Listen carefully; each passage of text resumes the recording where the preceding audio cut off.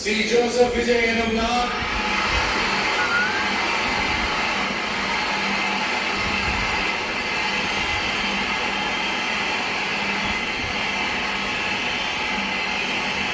சட்டப்படி அமைக்கப்பெற்ற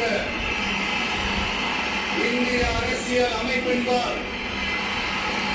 உண்மையான நம்பிக்கையும் மாறா பற்றும் கொண்டிருப்பேன் என்றும்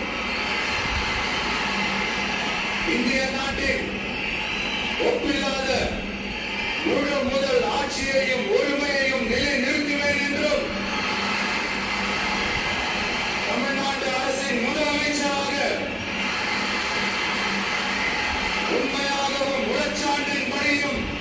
என் கடமைகளை நிறைவேற்றுவேன் என்றும் அரசியல் அமைப்பிற்கும் சட்டத்திற்கும் இணங்க அச்சமும் ஒருதலை சார்பும் இன்றி வெறுப்பை விலக்கி